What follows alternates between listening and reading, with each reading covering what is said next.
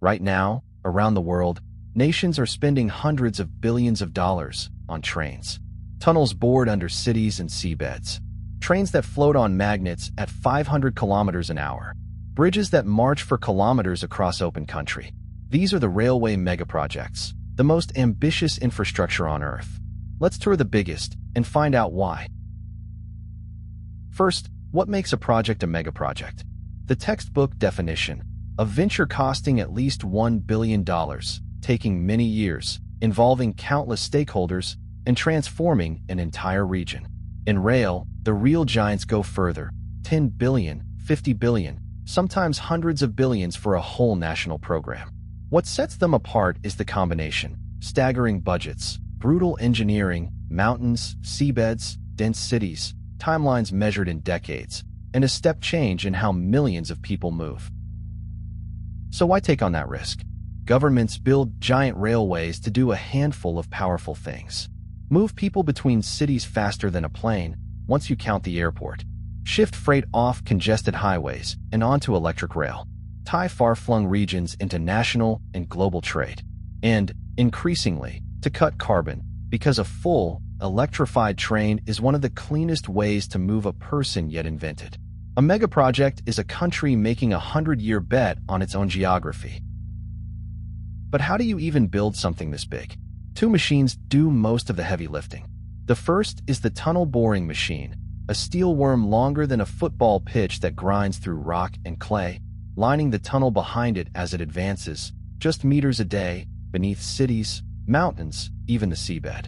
The second is the viaduct. Rather than carving through the landscape, engineers lift the railway above it on endless concrete piers, casting identical spans on repeat, like a production line. Tunnel under the obstacle, or fly over it. Master those two tricks, at scale, and you can lay a railway almost anywhere on Earth. So let's start in Japan, with the most futuristic of them all, the Chuo Shinkansen. Not an ordinary bullet train, but a superconducting maglev, levitating on magnets with no wheels touching the track, designed for 500 kilometers an hour. Phase 1 runs 286 kilometers from Tokyo to Nagoya, and almost 90% of it is in tunnel, deep beneath mountains and cities. The price? Over $60 billion for that first phase alone. Tunneling disputes over groundwater have pushed the opening into the mid-2030s. But when it's done, Tokyo to Nagoya falls to 40 minutes, fusing 3 cities into a single super-mega region of 60 million people.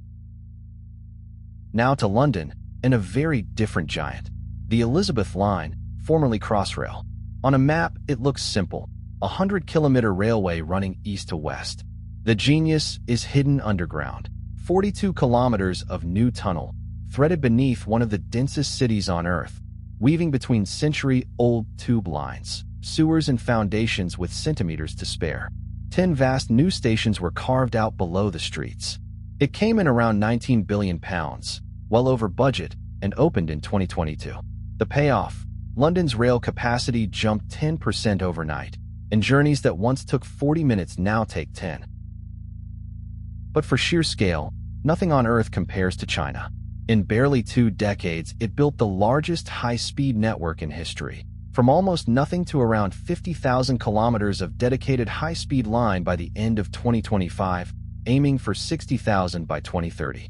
The network now carries billions of passenger trips every year. The plan even has a name: 8 vertical, 8 horizontal, a grid of 16 corridors stitching together nearly every major city. The secret was industrialized construction, standardized viaducts and tunnels, built on repeat, letting trains run dead straight across impossible terrain. Cumulative investment is estimated well above $1 trillion.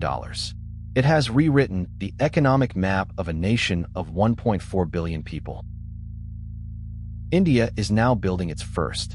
The Mumbai to Ahmedabad high-speed rail, the country's first true bullet train, will run 508 kilometers on Japanese Shinkansen technology at up to 320 kilometers an hour. It includes a 21-kilometer tunnel, part of it bored beneath the sea near Mumbai. The cost? Around $18 to $20 billion, most of it a long-term, low-interest loan from Japan. It's roughly half built. The first section, Surat to Balamara, is due to open in 2027. It will cut a 7-hour journey to about 2 and hand a generation of high-speed know-how to India. Not every megaproject is inner-city. Around Paris, France is building the Grand Paris Express, the largest transport project in Europe.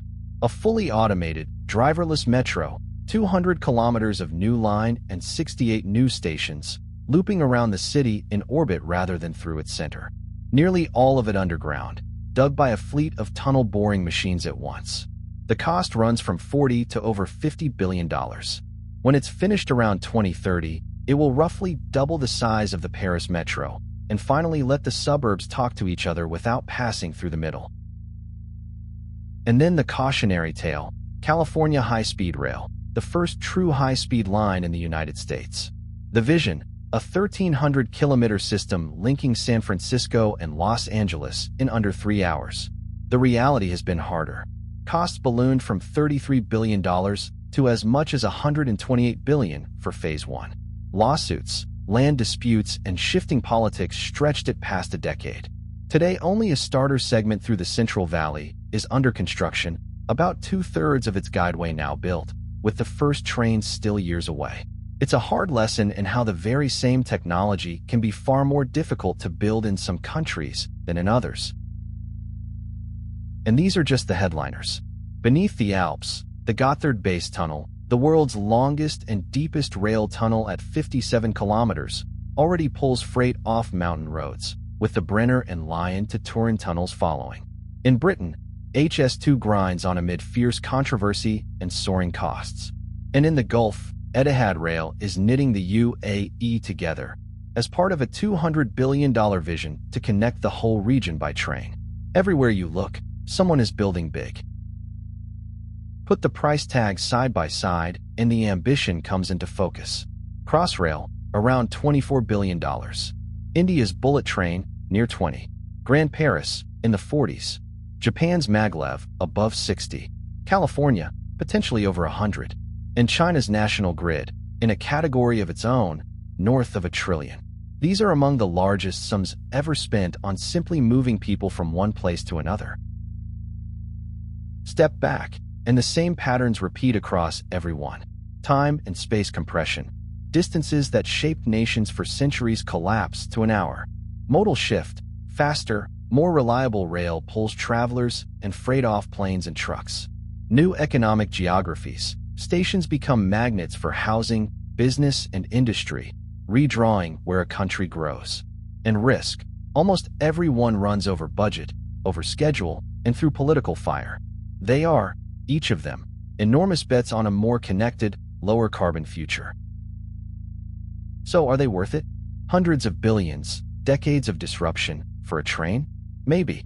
But these are the projects that will define how the world travels and trades for the rest of the century. The question every nation is now asking is simple. Can we afford to build it? Or can we afford not to? If you enjoyed this, subscribe. There's a whole series on the rails.